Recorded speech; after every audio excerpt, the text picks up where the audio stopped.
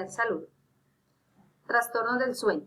El fenómeno del sueño tiene gran incidencia en la salud física y mental del ser humano, ya que pasamos aproximadamente una tercera parte de nuestra vida durmiendo, convirtiendo esto al sueño como una parte fundamental de nuestro bienestar. A continuación, haremos un breve resumen de los trastornos del sueño que pueden afectar este fenómeno y causar daño o incomodidad en ese buen hábito. Dentro de los trastornos del sueño tenemos al insomnio. Según Vuela Casal y mencionado por Veloz, el insomnio es un trastorno caracterizado por la reducción y la capacidad de dormir como consecuencia de factores psicológicos, biológicos y ambientales. Existen dos tipos de insomnio, que sería el insomnio transitorio y el insomnio crónico. El insomnio transitorio suele presentarse por pocos días, es de menor duración y es causado por factores ambientales, por cambios de horario a nivel laboral y por crisis o emociones agudas. El insomnio crónico pues dura un poco más de tiempo, es considerado como la dificultad para dormir y se relaciona con problemas médicos, problemas psiquiátricos y problemas conductuales.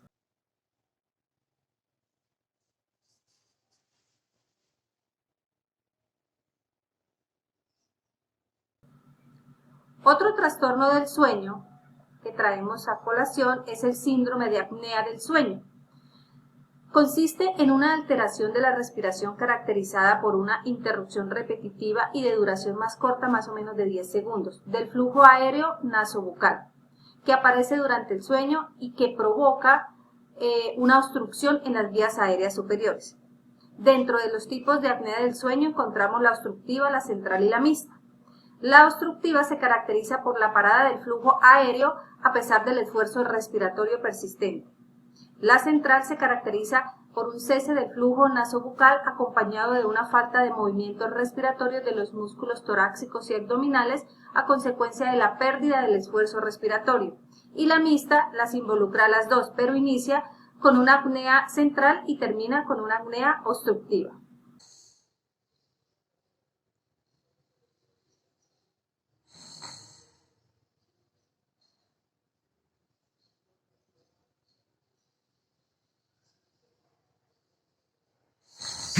Dentro de los trastornos de sueño encontramos la narcolepsia. La narcolepsia es un trastorno de sueño que presenta 4 síntomas específicos: la somnolencia, la cataplexia, la parálisis del sueño y las alucinaciones.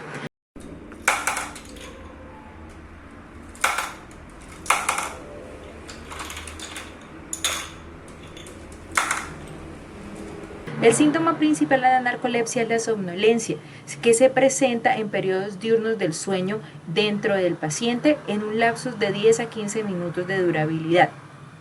La cataplexia es la disminución del tono muscular. Esta se puede dar de manera general o por una sección específica de músculos, que es desencadenada por algún episodio intenso de llanto, ira o risa.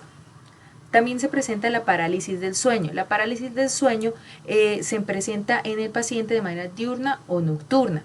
Esta parálisis del sueño puede ser por completo y tiene la durabilidad de unos segundos a minutos y finaliza con un movimiento fuerte de ojos o cuando al paciente se le despierta súbitamente.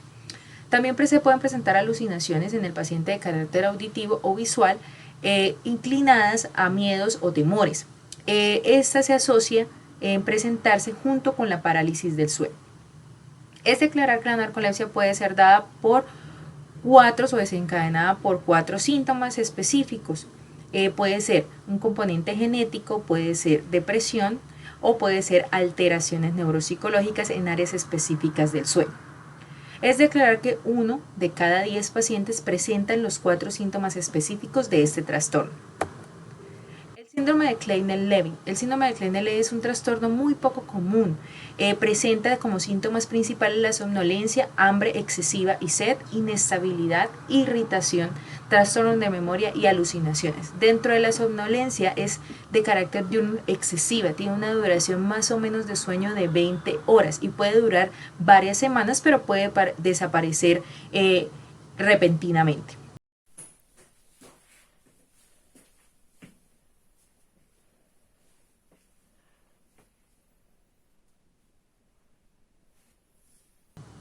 Este trastorno es frecuente que se presente en el género masculino dentro de los 15 años y dentro del género femenino 20 años y desaparecer entre los 30 y 40 años. Es de aclarar que su inclinación de aparecer es en el sexo masculino. Trastorno de conducta asociado al sueño o movimientos oculares rápidos. Este es un trastorno que se caracteriza porque la persona, al momento de dormir, no logra relajar sus músculos lo suficiente para poder conciliar el sueño de manera más tranquila. Por ende, su cuerpo se mantiene rígido y comienza a presentar movimientos musculares de manera muy vigorosa y violenta.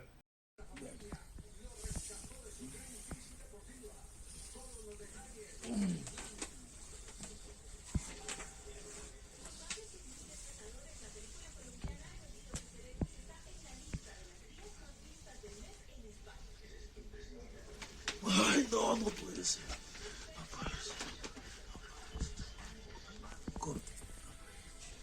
Por lo general, este trastorno se presenta más en hombres que en mujeres y es diagnosticado aproximadamente entre los 60 y 70 años de edad. Como trastornos del sueño tenemos los relacionados con el ritmo cardíaco. Este trastorno del ritmo cardíaco, o también conocido como alteración del ritmo cardíaco o arritmia, consiste en los latidos del corazón anormal o irregulares. Estos trastornos alteran las señales eléctricas de su corazón y pueden hacer que su corazón lata muy rápido, muy despacio o de forma anormal. Hola compañeros, qué pena, es que anoche estuve de turno y la verdad es que me han cambiado los turnos increíbles en el trabajo y estoy que no puedo del sueño, de verdad que yo les estoy poniendo atención, pero la verdad es que no puedo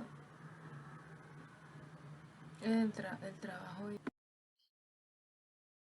También tenemos los trastornos del sueño en la vejez. El envejecimiento afecta a todas las funciones del organismo, incluido el sueño, aunque no a todas aquellas personas les sucede de la misma intensidad y en el mismo momento. ¿Qué quiere decir? Que los problemas del sueño son frecuentes en los ancianos y este también probablemente más relacionado con una menor habilidad para dormir que con un descenso de la necesidad de dormir. Compañeros, imagínense que mi abuelito estaba presentando episodios de sueños supremamente raros. Se levanta varias veces en la noche, en el día está bastante somnoliento, tiene movimientos súper extraños en la noche, sobre todo en la parte de los pies, o sea, patalea, a veces encoge el pie, el tobillo, la rodilla. La verdad que no ha estado durmiendo. Presenta algunos factores, tales como cambios físicos de la propia vejez, síndrome de apnea, hiponea del sueño y de insomnio, entre otros. Los trastornos alimenticios tienen que ver con aquellos hábitos alimenticios del ser humano, cuando hay excesiva carga de alimentos o cuando hay disminución en la cantidad de alimentos. Todo esto afecta la salud mental y los hábitos de vida saludable en cuanto a la alimentación de un individuo. Dentro de los trastornos alimenticios encontramos el trastorno de la bulimia nerviosa. Según Perpiñá y desde el ámbito clínico, se considera con episodios por una necesidad imperiosa e irrefrenable de consumir grandes cantidades de alimentos, en su mayoría con un alto contenido calórico, y como consecuencia a esto, la persona se ve invadida por fuertes sentimientos de culpa y tiene la necesidad de mitigar estos efectos. ¿De qué manera los mitiga? Induciendo el vómito.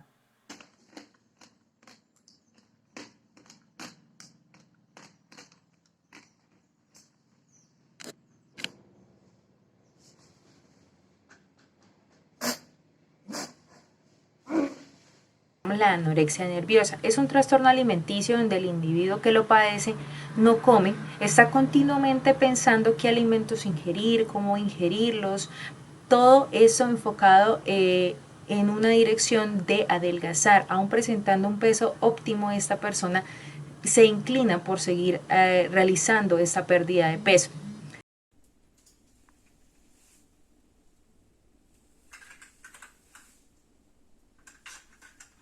Presenta tres características principales dentro de la sintomatología, que es distorsión de la percepción de su imagen corporal, percepción distorsionada de los estímulos propioceptivos y sentimientos de ineficacia personal, es decir, no tiene una satisfacción consigo mismo, se ve al espejo y se ve distorsionado, como se puede visualizar en la imagen que tenemos en la diapositiva. La aparición de este tipo de trastornos se asocia mediante estudios a factores socioculturales y se ha determinado que afecta en su mayoría al género femenino.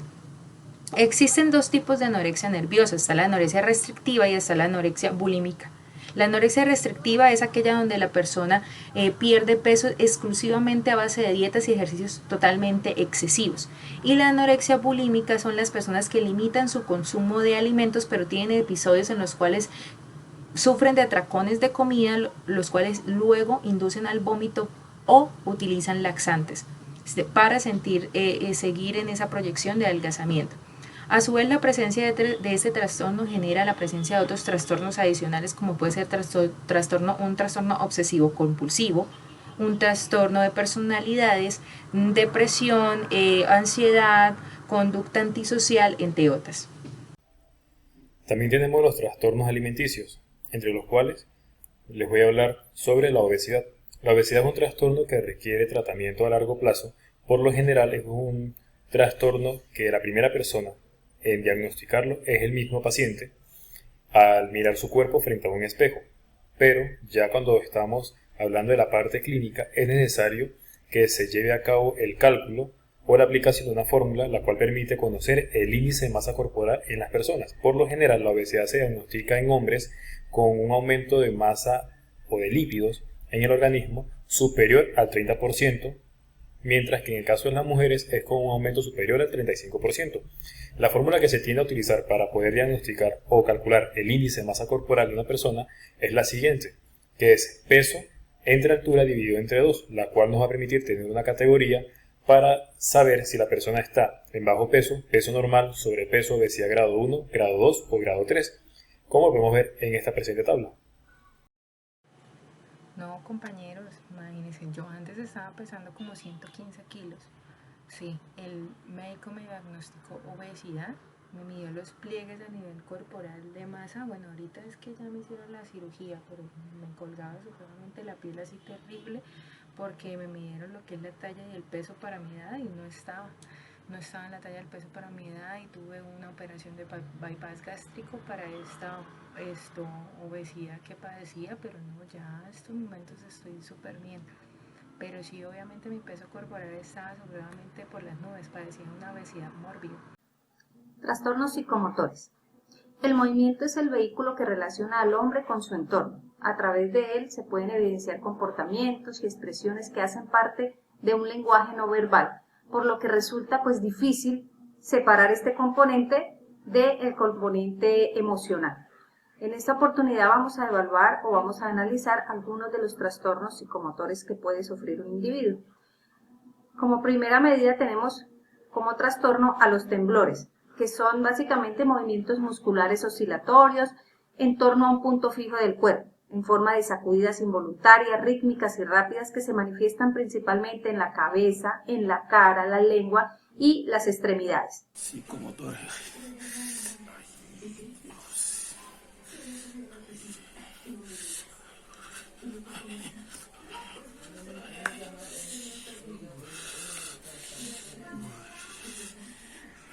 Existen temblores en reposo, temblores posturales y temblores intencionales. Los temblores en reposo consisten en un movimiento de corto recorrido con oscilaciones fijas y rápidas de las extremidades distales de los dedos. Generalmente se acompañan de una rigidez muscular y de ausencia o disminución de movimientos. Los temblores posturales son sacudidas que aparecen al iniciar o al efectuar algún movimiento, ya sea de acción rápida o de acción lenta. Y los temblores intencionales son sacudidas que aparecen durante los movimientos voluntarios.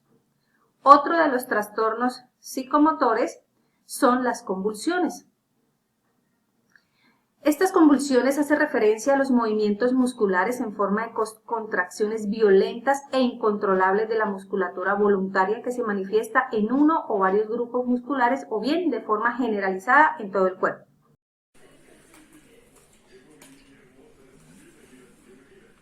Bra.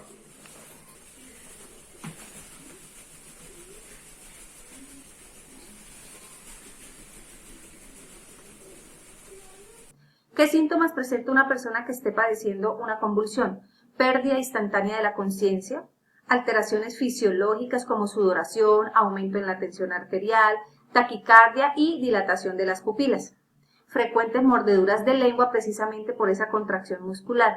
Y lesiones y traumatismos por caídas, además de algunos gritos que puede emitir uno de estos pacientes con convulsiones. Trastornos psicomotores encontramos agitación psicomotora. Es un trastorno psicomotor de hiperactividad motora en la que se pueden presentar movimientos continuos, gestos y conductas que son realizadas por el paciente, pero que no tienen un objetivo específico y son realizados de manera muy rápida.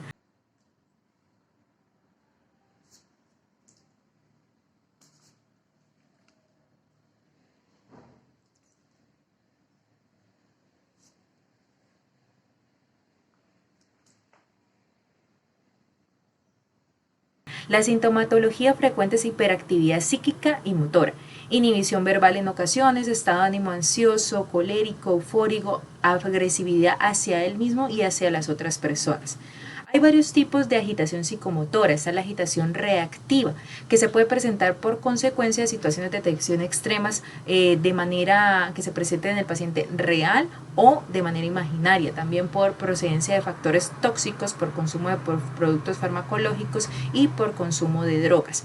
Están las agitaciones de trastorno orgánico cerebrales, que es agitación que se presenta en alteraciones somáticas y psíquicas, epilepsia, accidentes cardiovasculares, accidentes cráneoencefálicos, obnulación de la conciencia, pensamientos incoherentes, confusos y alucinaciones. Y están las agitaciones psicóticas que se presentan en fases maniáticas como esquizofrenia y cuadros demenciales. Continuando con los trastornos psicomotores, encontramos los trastornos TIC. Estos son trastornos que consisten en movimientos musculares, locales, rápidos, espasmódicos, que se manifiestan de forma involuntaria, aislada, inesperada, repetitiva, frecuentes, sin propósito y a intervalos irregulares.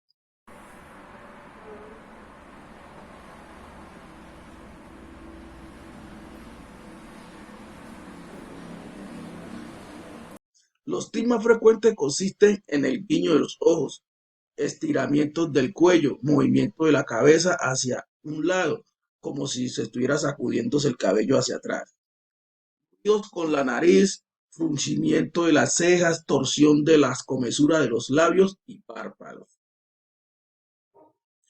También encontramos otro trastorno como es el de espasmos, que estos son contracciones musculares involuntarias, exageradas y persistentes que se pueden localizar tanto en la musculatura voluntaria como en las fibras musculares de los órganos internos.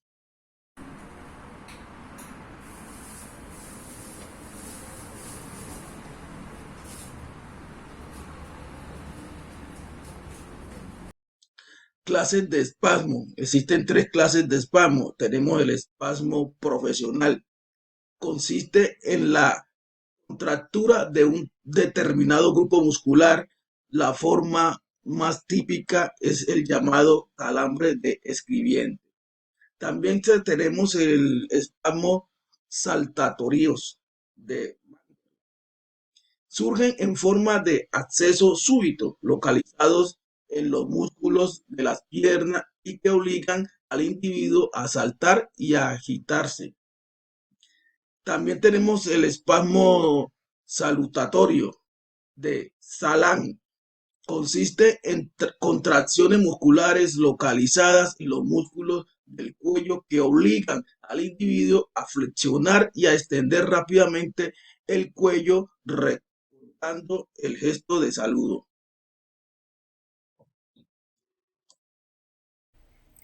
Entre los trastornos psicomotores tenemos el trastorno conocido como el catatónico. Este es un trastorno que se caracteriza porque la persona tiene la imposibilidad de poderse mover libremente o de manera normal.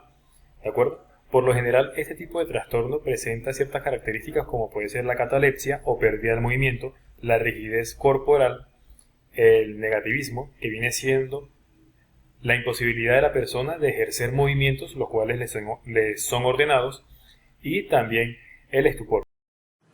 Bueno, y como les venía contando, compañeros, pues tuve mucho trabajo en la universidad, muchas cosas, muchas vainas, y pues ahí.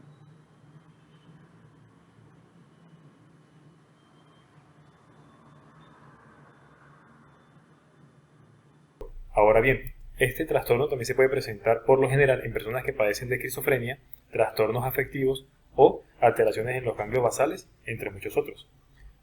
También entre los trastornos psicomotores tenemos el conocido como las estereotipias, que es todo lo contrario. Es un trastorno que se caracteriza porque la persona tiene una dificultad para controlar movimientos que tienden a ser repetitivos y organizados y van en contra de la voluntad del sujeto. Son movimientos tanto corporales como gestuales. Bueno, sí, como les venía hablando de las cosas que a mí me gustan, son bastantes. Tengo muchos hobbies, me gusta la música, me gusta cantar, bailar, me gusta todo este tipo de cosas así, a veces realizar. Entonces, no tengo otro tipo de interacción. Estos se distinguen en dos grupos, los simples y los complejos. Por lo general, los simples pueden ser aplaudir, hacerse una caricia, simplemente frotarse las piernas o las rodillas. Pero ahora bien, cuando hablamos de las estereotipias complejas, son estos movimientos involuntarios que lleva a cabo el sujeto de manera organizada, pero más específicos, como por ejemplo puede ser caminar en círculo, realizar movimientos a frotar sus brazos, apretar sus manos o incluso acariciar a una persona ajena, como por ejemplo puede ser llegar a acariciar el cabello de alguien. Muchas gracias.